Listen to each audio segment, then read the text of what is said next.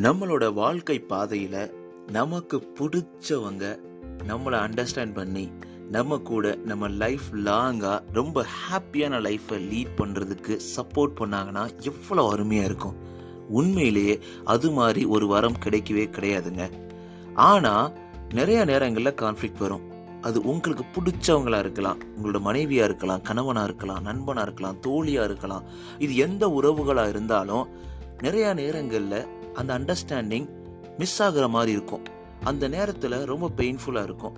அவங்கள நம்ம புரிஞ்சுக்கிறாம ஏதாவது கஷ்டப்படுத்திடுவோம், இல்லை அவங்க நம்மளை புரிஞ்சுக்கிறாம கஷ்டப்படுத்திடுவாங்க. ஸோ அப்படி இருக்கும்போது எப்படி help your loved one understand how you are feeling. நான் நினைக்கிறத புரிஞ்சுக்க, ஏன் நான் உன்னை அவ்வளோக்கு அவ்வளோ லவ் பண்ணுறேன், உன்னை எனக்கு அவ்வளோ பிடிக்கும், என்னை புரிஞ்சுக்க, என்னோட மனசை தெரிஞ்சுக்க அப்படின்ற மாதிரி நம்ம சொல்றது அவங்களுக்கு எப்படி கேட்கறது. ஸோ அதற்கான டிப்ஸை தான் இந்த time 15 ways to help your loved one understand how you are feeling. தொடர்ந்து உங்களுக்காக தொடர்ந்து இணைந்திருங்கள். அனைவருக்கும் அன்பான வணக்கங்கள். எல்லாரும் எப்படி இருக்கீங்க? ஒரு அருமையான ஒரு வாரத்தோட இறுதியில் உங்களை சந்திக்கிறதுல ரொம்ப ரொம்ப சந்தோஷம். உங்க வாழ்க்கை எப்படி போயிட்டு இருக்கு நண்பா, நண்பி? ரொம்ப சந்தோஷமா இருக்கீங்களா? உங்களுடைய சந்தோஷம் தாங்க இந்த பாட்காஸ்டோட வெற்றியே. உங்க வாழ்க்கையில ஒரு சின்ன மாற்றத்தை, சின்ன ஸ்மைலை, சின்ன ஒரு ஒரு ஒரு ஜாயை கொடுக்க முடியும் அப்படின்ற நம்பிக்கையில தொடர்ந்து ஓடிக்கிட்டு இருக்கேன். அது உங்க சப்போர்ட் இல்லாம நடக்கவே நடக்காதுங்க. உங்க சப்போர்ட்னால மட்டும்தான் இத்தனை எபிசோட் இவ்வளோ சக்சஸ்ஃபுல்லா நம்ம போயிட்டு இருக்கோம். ரொம்ப கூடிய விரைவில் நம்ம 100K டவுன்லோட்ஸை தாண்ட போறோம். 100K it's a great, everything because of you அப்படின்னு சொல்லுவேன். ஸோ உங்களோட சப்போர்ட்டை தொடர்ந்து கொடுத்துக்கிட்டே இருங்க. நீங்க எந்த பாட்காஸ்ட் பிளாட்ஃபார்ம் லிசன் பண்ணாலும் மறக்காம சப்ஸ்கிரைப், ஃபாலோ பண்ணிடுங்க. இந்த எபிசோட் உங்களுக்கு பிடிச்சிருந்தா இந்த லிங்க் எடுத்து உங்க ஃப்ரெண்ட்ஸுக்கு நீங்க ஷேர் பண்ணலாம். அவங்க வாழ்க்கையிலையும் ஒரு சின்ன மாற்றத்தை ஏற்படுத்துவதற்கு நீங்க ஒரு உந்துகோலா இருக்கலாம். நீங்க ஆப்பிள்ல இல்ல ஸ்பாட்டிஃபைல லிசன் பண்றீங்கன்னா உங்களோட 5 ரேட்டிங்ஸை கொடுத்துக்கிட்டே இருங்க நண்பா, நண்பி. அது ரொம்ப ரொம்ப முக்கியம். ஏன்னா நம்ம கண்ணுக்கு தெரியாத எத்தனையோ மனிதர்கள் கிட்ட நம்ம இந்த விஷயங்கள் ஷேர் பண்ற எல்லாமே அவங்களுக்கு சென்றடையணும் அப்படின்ற ஒரு ஆசை அவா இருக்கு. அதுக்காக தான். அதனால நீங்க அதை பண்ணீங்கன்னா ரொம்ப சந்தோஷமா இருக்கும். அப்புறம் குவிக்கா உங்ககிட்ட ஒரு விஷயம் சொல்லணும். நம்ம ஸ்பாட்டிஃபை ரேப்பிடு வந்திருக்கு. அதுல இந்த வருஷத்துல கிட்டத்தட்ட நம்ம 793 மினிட்ஸ் நம்ம எபிசோட பண்ணி வச்சிருக்கோம். அது மட்டும் இல்லாம அது நிறைய பீப்புளை ரீச் பண்ணிட்டு இருக்கு. நம்ம டாப் 1ல இருக்கோன்றதுல சந்தோஷத்தை உங்ககிட்ட ஷேர் பண்ணிக்கிறேன். ஸோ தொடர்ந்து உங்களோட சப்போர்ட்டை கொடுத்துக்கிட்டே இருங்க. ஓகே, டாபிக் உள்ள போயிடலாம். ஸோ நம்ம வாழ்க்கையில் நம்ம தொடர்ந்து ஓடிக்கிட்டு இருக்கும்போது தொடர்ந்த பாதையில் நம்மளோட தொடர்ந்து பயணிக்கக்கூடிய மனிதர்கள் எப்போவுமே முக்கியங்க. ஸோ எப்போவுமே நம்ம ஒரு வாக்கிங் போகிறோம், இல்லை ஒரு ரன்னிங் போகிறோம்னா நம்ம கூட வரவங்க நம்ம வாழ்க்கை துணையாக இருக்கலாம், நண்பர்களாக இருக்கலாம், இல்லை தோழியாக இருக்கலாம், இல்லை யாராக இருந்தாலும் நம்மளோட பேஸுக்கு அவங்க நடக்கிறாங்களா, வாக் பண்ணுறாங்களா அப்படின்னு பார்த்தீங்கன்னா இருக்க முடியாது. அவங்களுக்குன்னு தனி பேஸ் இருக்கும், தனி வாக்கிங் ஸ்டைல் இருக்கும், தனியாக எனர்ஜி இருக்கும், இது எல்லாமே இருக்கும். ஆனால் இருந்தாலும் நம்ம 2 பேரும் இந்த பாதையை கடக்கணும், நம்ம அந்த இடத்தை அடையணும் அப்படின்னு நினைக்கும் பொழுது 2 பேருக்குள்ளேயும் ஒரு அண்டர்ஸ்டாண்டிங் இருக்கணும். 2 பேருக்குள்ளேயும் ஒரு ஒரு ஒரு என்ன சொல்கிறது, ஒரு நல்ல ஒரு பிடிப்பு இருக்கணும். இது எல்லாமே இருந்தால் மட்டும்தான் நம்ம அந்த பாதையை 2 பேரும் சேர்ந்து கடக்க முடியும். இந்த வாழ்க்கை பாதையில் தனியாக வாழ்ந்துட முடியும் அப்படின்னு சொல்கிற ஒரு சில பேர் இருந்தால் கூட தனியாக வாழவே முடியாதுன்றது தான் உண்மை. ஏன்னா நம்ம ஒரு ஹியூமன் பார்த்தீங்கன்னா எப்போவுமே ஒரு சோசியல் அனிமல் சொல்லுவாங்க. எப்பயுமே நம்ம ஒரு மக்கள்கிட்ட பேசணும், 4 பேர்கிட்ட பேசணும், 4 பேர்கிட்ட ஷேர் பண்ணணும் அப்படின்றதுல தான் இது ஆரம்பிக்குது. அதனால தான் உங்ககிட்ட எல்லாத்துட்டையும் நான் பேசிக்கிட்டு இருக்கேன். ரொம்ப அருமையாக நீங்கள் லெசன் பண்ணிகிட்டு இருக்கீங்க. ஸோ அந்த மாதிரி சுச்சுவேஷனில் நம்ம பிடிச்சவங்க, நமக்கு நல்ல நம்ம க்ளோஸாக இருக்கிறவங்க சில டைம் நம்ம என்ன ஃபீல் பண்ணுறோம், நம்ம அண்டர்ஸ்டாண்ட் பண்ணுறதை அவங்க புரிஞ்சுக்க முடியாது. ஸோ முக்கியமாக என்னென்னு பார்த்தோம்னா நம்ம மற்றவங்க மைண்டை ரீட் பண்ணவும் முடியாதுல்ல. ஸோ நிறையா நேரங்களில் அவங்க மூஞ்சி தூக்கி வச்சுட்டு இருப்பாங்க. நீங்கள் பண்ண வேண்டியது, நீங்கள் பேசுகிறது ஏதோ ஒரு சின்ன விஷயம் அவங்கள ஹர்ட் பண்ணியிருக்க வாய்ப்பு இருக்குது. ஸோ அந்த நேரங்களில் அவங்க உங்களை அண்டர்ஸ்டாண்ட் பண்ணாமல் உங்களை கஷ்டப்படுத்திடலாம், இல்லை நீங்கள் அவங்கள கஷ்டப்படுத்திடலாம். இந்த மாதிரி நிறைய டைப் ஆஃப் கஷ்டப்படுத்துகிற விஷயம் இருக்குதுன்னு சொல்லலாம். ஆனால் அந்த மாதிரி கஷ்டப்படுத்தும் போது நம்மளுக்கு ரொம்ப பெயின்ஃபுல்லாக இருக்கும்.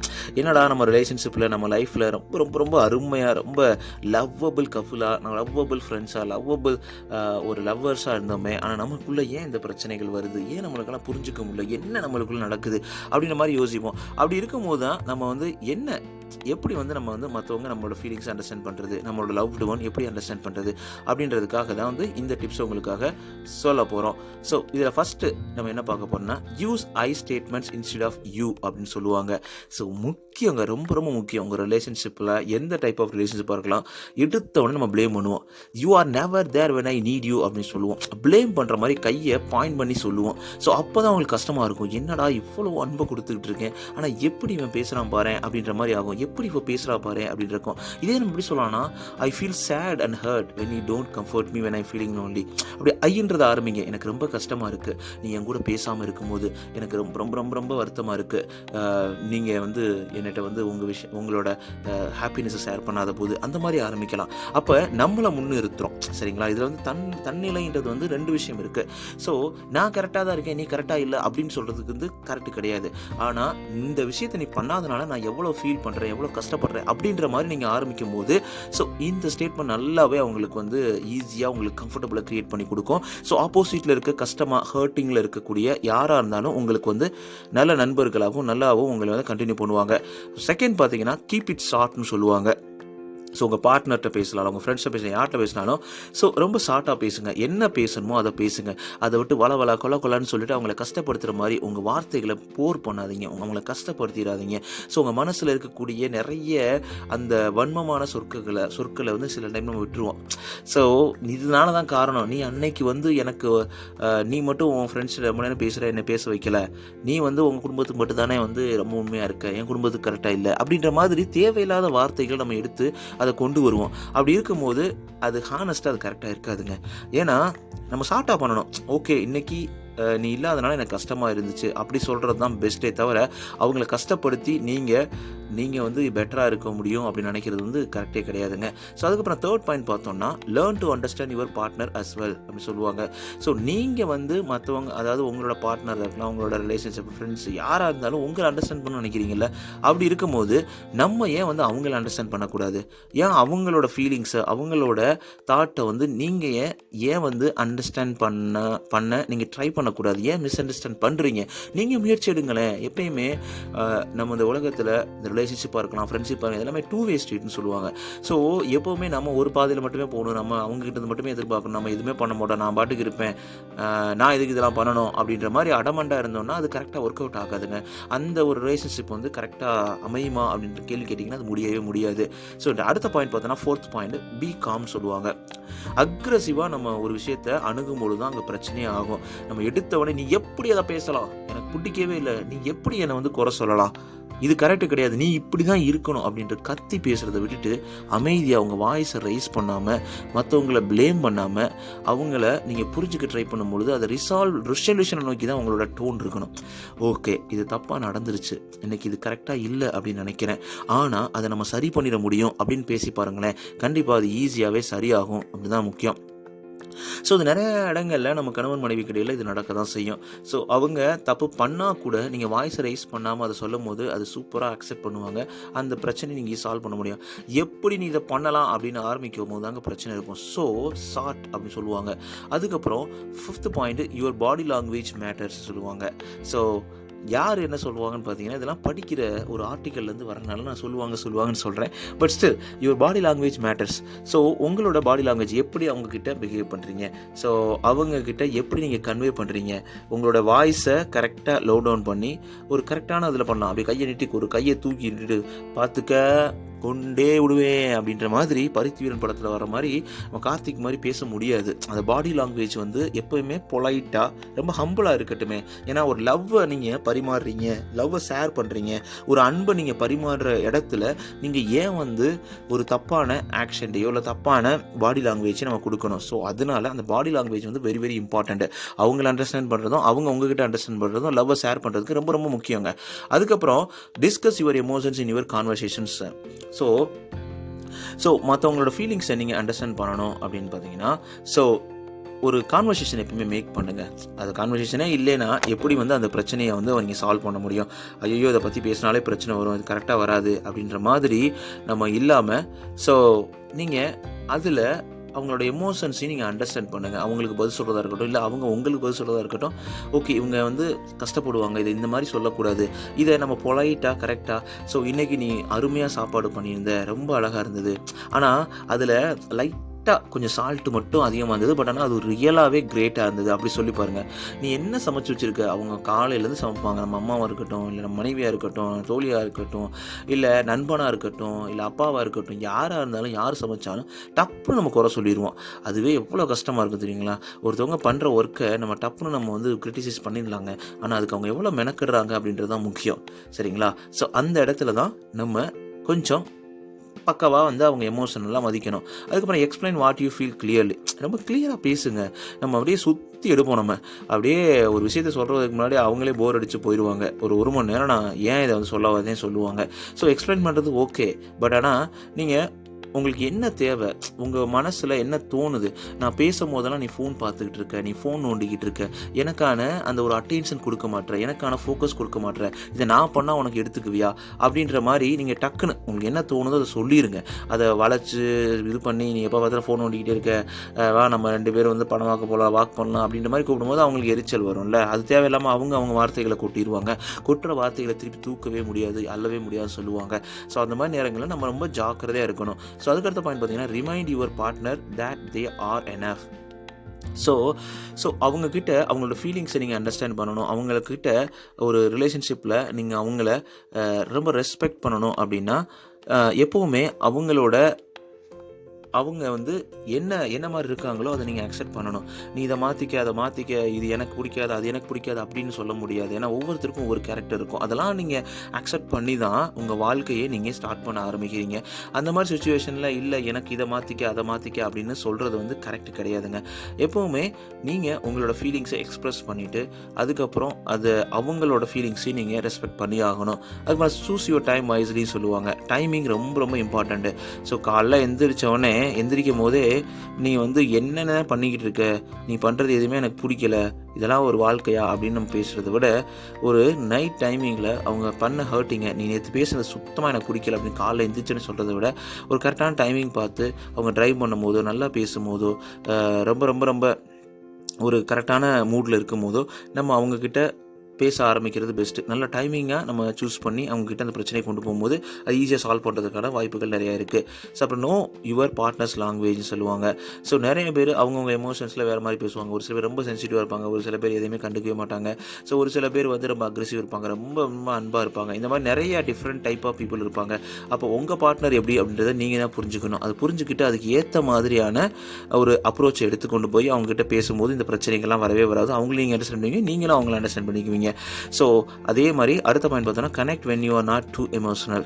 ஸோ ரொம்ப எமோஷனல் இல்லாதப்போ, ஏன்னா எமோஷனலாக இருக்கும் போது நம்மளுக்கு அந்த கோவம், எரிச்சல், தாபம் எல்லாமே வரும். ஸோ எமோஷனலாக இருக்கலாம், பட் ஆனால் ரொம்ப எமோஷனலாக இருக்கக்கூடாது. எனக்கு நீ இந்த மாதிரி பண்ணது எனக்கு பிடிக்கவே இல்லை, எல்லோரும் முன்னாடி என்னை பார்த்து சிரிக்க வச்சுட்டே இல்லை, ஸோ உங்கள் வீட்டுக்கு முன்னாடி உங்கள் வீட்டிலேருந்து எல்லா ரிலேஷன்ஸ் வந்தாங்க, அந்த டைமிங்கில் என்னை வந்து நீ முட்டாள்னு ஒரு வார்த்தையை சொல்லிட்டே இல்லை அப்படின்ற மாதிரி நம்ம சொல்லாமல், ஸோ நம்மளோட ஆங்கர் எல்லாத்தையும் கரெக்டான டைமிங்கில் கரெக்டாக எமோஷனல் இல்லாமல் கொஞ்சம் மைண்டை ஒரு ஸ்டேபிளாக வச்சுட்டு தான் நம்ம உங்ககிட்ட பேசணும். ஸோ இது எப்படின்னா, மைண்ட் ஸ்டேபிளாக இல்லைன்னு வச்சுக்கிங்களேன், நம்மளோட வண்டி கரெக்டாக போகாது. அப்படியே தடுமாறி போயிட்டு இருக்கும்போது நம்ம ஒரு விஷயத்தை கரெக்டாக சொல்ல முடியும்னு நினைக்கிறீங்களா? சொல்லவே முடியாது. அப்படி இருக்கும்போது நம்ம ஸ்டேபிளான மைண்டில் இருக்கும்போது அவங்கக்கிட்ட சொல்லலாம். அதுக்கப்புறம் அடுத்த பாயிண்ட் பார்த்தோன்னா, ட்ரை டு ரைட் லெட்டர்னு சொல்லுவாங்க. இல்லவே முடியலை, என்னால் மைண்டை கரெக்டாக கோவம் அதிகமாக இருக்குது, எனக்கு பயங்கர வெறுப்பாக இருக்குது, அவன் பண்ணது பிடிக்கவே இல்லை, அவன் பண்ணது எனக்கு பிடிக்கவே இல்லை, இது கரெக்டாக வரும்னு தெரியலை அப்படின்னு நினைக்கும் போது பார்த்தீங்கன்னா, ஒரு ரைட்டு லெட்டர் பண்ணுங்கள். உங்கள் மைண்டு அப்படியே கவுண்ட் டவுன் ஆயிரும். நீங்கள் என்ன சொல்ல வரீங்களோ அது எல்லாத்தையும் ஒரு லெட்டர் ரைட் பண்ணி உங்கள் எமோஷன்ஸ் எல்லாத்தையும் எக்ஸ்பிளைன் பண்ண ஆரம்பிங்க. ஸோ அந்த மாதிரி இருக்கும்போது அவங்களுக்கு நல்லாவே புரியும். இப்போ வந்து இந்த நேரத்தில் நீங்கள் 2 பேரும் சேர்ந்து அந்த டைமிங்கில் பேசுறதுனால அவங்க அண்டர்ஸ்டாண்ட் பண்ணுறதுக்கு டைம் கொடுக்கலாம், அவங்களுக்கு ஒரு ஸ்பேஸ் கொடுக்கலாம். இது எல்லாமே நடக்கும். இது எல்லாமே நல்ல அண்டர்ஸ்டாண்டிங்க்கு வழிவகுக்கும் அப்படின்னு சொல்லுவாங்க. ஸோ அதுக்கப்புறம் பார்த்தீங்கன்னா, be reasonable with your expectations. So நம்ம எல்லாத்தையும் எக்ஸ்பெக்ட் பண்ண முடியாது. ஸோ நம்ம லவபிள் பீப்புளாக இருந்தாலும் அவங்கக்கிட்ட மனசு இருக்குது, அவங்களுக்கும் ஒரு வாழ்க்கை இருக்குது, அவங்களுக்கும் ஒரு ஆசைகள் இருக்குது, கனவுகள் இருக்குது, எல்லாமே இருக்குது. ஸோ அந்த சிச்சுவேஷனில் அவங்களுக்கு நம்ம ரெஸ்பெக்ட் கொடுக்கணும், அவங்க ஃபீலிங்ஸை நம்ம மதிக்கணும். அவங்களோட ஃபீலிங்ஸை இக்னோர் டெவலப் பண்ண மாதிரி பார்த்துக்கணும். ஸோ நம்ம நிறைய எக்ஸ்பெக்ட் பண்ணுவோம், நீ இந்த மாதிரி தான் இருக்கணும், இந்த மாதிரி தான் ட்ரெஸ் போடணும், நீ இதை தான் பண்ணணும். முக்கியமாக நம்ம இந்தியாவில் நடக்கிறதுக்கு வாய்ப்புகள் இருக்குது. கணவன்மார்கள் எல்லாருமே இந்த மாதிரி தான் பண்ணணும், அதெல்லாம் பண்ணணும். இப்போ நிறைய மனைவிகளும் எதிர்பார்க்குறாங்க. ஸோ நான் 2 பக்கமும் நான் சப்போர்ட் பண்ணுறேன். எதிர் ஆஃப் த பிளேசஸ் வந்து நடக்க வாய்ப்பு இருக்குது. ஸோ அவங்க நீ இந்த மாதிரி பண்ணாத, அந்த மாதிரி பண்ணாத, எனக்கு பிடிக்காது, இந்த ட்ரெஸ் போடாது, இந்த கலர் போடாது அப்படின்னு ஓவர் எக்ஸ்பெக்டேஷன் வைக்க தேவையில்லைங்க. ஸோ அவங்க லவ்வை ஷேர் பண்ணுறாங்க, நீங்கள் லவ்வை ஷேர் பண்ணுறீங்க. இது வந்து ஒரு பார்ட்னர் லைஃப். உங்களோட சரி பாதியாக இருக்கும்பொழுது ஸோ உங்களுக்கு பிடிச்சது அவங்களுக்கு பிடிக்கணும் அவசியம் கிடையாது, அவங்களுக்கு பிடிச்ச உங்களுக்கு பிடிக்கணும் அவசியம் கிடையாது. அந்த இடத்துல தான் நீங்கள் ஒரு அக்ரிமெண்ட் வச்சுக்கணும். ஸோ நம்ம 2 பேரும் சேர்ந்து லைஃப்பை நல்லா சந்தோஷமாக இருக்கணுன்றதுல எப்போவுமே ஒரு குறிக்கோளாக வச்சுக்கிட்டு நம்ம முன்னேறி போய்கிட்டே இருக்கணும். சில இடத்துல அட்ஜஸ்ட்மெண்ட் இருக்க தான் செய்யும். அந்த அட்ஜஸ்ட்மெண்ட் பண்ணுறதுல தப்பே கிடையாதுன்னு நான் சொல்லுவேன். ஸோ அதுக்கப்புறம் கீப் இட் லைட்னு சொல்லுவாங்க. ஸோ எப்போவுமே நம்ம வந்து ஒரு லைட் கான்வர்சேஷன் மேக் பண்ணுறது பெஸ்ட்டாக இருக்கும். ரொம்ப பயங்கர ட்ராமா பண்ணுற மாதிரி, ரொம்ப டெப்த்தாக போய் அவங்கள கஷ்டப்படுத்துகிற மாதிரி, இல்லை இது கரெக்டாக இருக்கும் அப்படின்ற மாதிரி நீங்கள் பண்ண தேவையில்லை. லைட்டாக எடுத்துகிட்டு போகிறது ரொம்ப சந்தோஷம் அப்படின்னு சொல்லலாம். ஸோ லாஸ்ட் பாயிண்ட் பார்த்தோன்னா, இவர் significant other is your partner.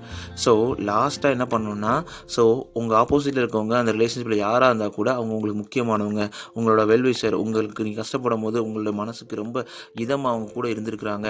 So அவங்க வந்து உங்களுடைய உண்மையான நண்பியாக இருக்கலாம், உண்மையான காதலியாக இருக்கலாம், உண்மையான மனைவியாக இருக்கலாம், உண்மையான கணவனாக இருக்கலாம், நண்பனாக இருக்கலாம், தோழனாக இருக்கலாம். யாராக இருந்தாலும் அவங்கக்கிட்ட நீங்கள் வந்து உங்களோட ஈகோவையோ இல்லை உங்களுடைய பிரச்சனையோ எரிச்சலையோ காட்டணும் அவசியம் கிடையாதுங்க. அட் எண்ட் ஆஃப் த டே அவங்கள வந்து உங்களுக்கு ரொம்ப முக்கியமானவங்க, உங்கள் மனசுக்கு ரொம்ப நெருக்கமானவங்க, உங்கள் மனசை ரொம்ப சந்தோஷப்படுத்தக்கூடியவங்க, உங்கள் லவ்வபிள் பர்சன் அவங்க. அங்கே சுற்றி பாருங்கள், அவங்க தான் அவங்க கூட இருக்கிறாங்க. அதனால் அவங்களுக்காக நீங்கள் விட்டு கொடுக்கலாங்க. ஸோ ரொம்ப கிரிட்டிசிசம் பண்ணாமல், டிமாண்ட் பண்ணாமல், ரொம்ப அக்ரெஷன் நடந்துக்கிறாமல், ரொம்ப பெருசாக அவங்கக்கிட்ட எக்ஸ்பெக்ட் பண்ணாமல் நம்ம லைஃப்பை காம் டவுனாக சூப்பராக லீட் பண்ணும்போது கண்டிப்பாக அந்த அண்டர்ஸ்டாண்டிங் எப்போவுமே ரொம்ப ஸ்ட்ராங்காக மாறும்போது ரொம்ப பியூட்டிஃபுல்லான ஒரு அருமையான கப்புலாகவும் அருமையான ரிலேஷன்ஷிப்பில் இருக்கக்கூடிய ஒரு நல்ல லைஃப்பை நீங்கள் லீட் பண்ணுறதுக்கு வாய்ப்புகள் அதிகம்ன்றதுல சந்தேகமே கிடையாது.